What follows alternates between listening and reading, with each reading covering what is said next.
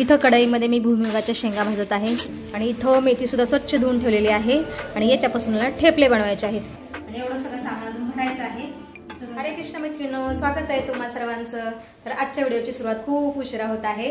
आज दिवसभर खूप सारे काम होते, त्याच्यामुळे मला वेळच मिळाला नाही व्हिडिओ चालू करायला। तर आत्ता सायंकाळचे 6 वाजलेले आहेत आणि आत्ता मी व्हिडिओला सुरुवात करत आहे आणि आज आम्ही दूरच्या तीर्थयात्रेला जाणार आहोत।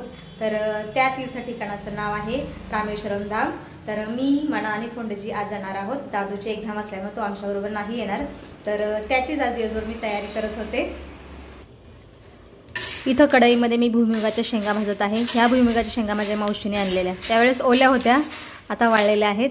म्हणलं ट्रेनमध्ये खातील फोंडेजी आणि मना, म्हणून भाजून ठेवत आहे मी।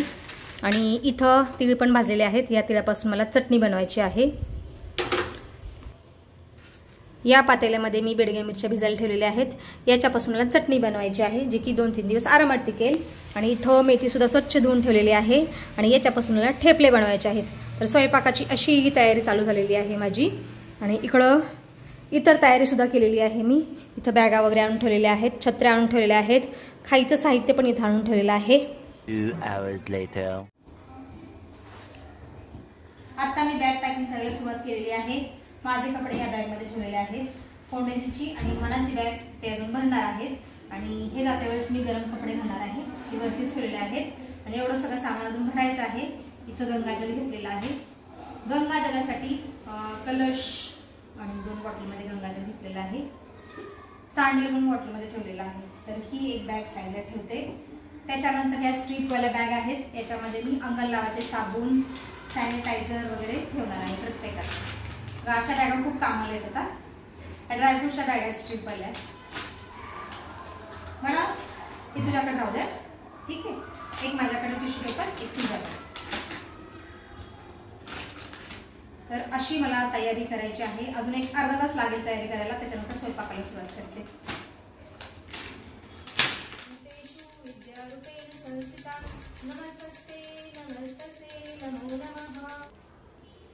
मी आता मेथीचे ठेपले बनवत आहे आणि ह्यावेळेस थोड्याशा वेगळ्या पद्धतीने ठेपले बनवत आहे। यावेळेस थोडीशी मेथी शिजवून घेतलेली आहे आणि याच्यामध्येच तीळ, ओवा, जिरं वगैरे सगळं टाकलेलं आहे। चला आता पटकन मळून घेते आणि जेवण करतो आणि त्याच्यानंतर निवांत ठेपले बनवते। आणि ह्या पिठामध्ये मी हळद, मीठ, थोडीशी मिरची पावडर पण घातलेली आहे। मळल्यानंतर दिसेल पीठ पिवळं पिवळं।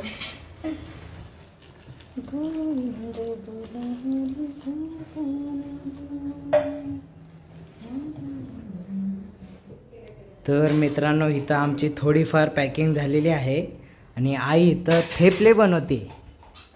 पीठ बनवून ठेवले बघा। अरे कुठे गेला? पीठ बनवून ठेवलेले आहे। आता माझ्यापुरती एक भाकरी बनवते, जेवण करते, त्याच्यानंतर ठेपले बनवते। आणि ही बेडगी मिरची चटणी पण बनवायची आहे। हिला ना राजस्थानमध्ये खूप खातात या मिरचीला।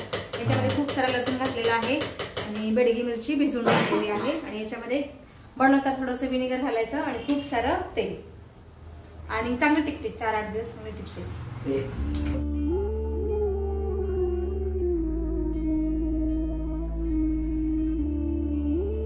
मित्रांनो, आमचं जेवण झालेलं आहे आणि आई इथं आता ठेपले बनवायला चालू केलेलं आहे। हो, इकडे बनवले सुद्धा 5-6। हा बघा, या साईडला बनवून एकदम पातळ पातळ बनवलेले आहेत बघा। हो, त्याच्यामुळे हे 3-4 दिवस टिकतात। आणि इथं अजून प्रोसेस चालू आहे। नाही झाली बळा, गॅस बंद आहे, झाली ना, चटणी तयार आहे। माय गॉड, फक्त तेल सुटलेलं आहे।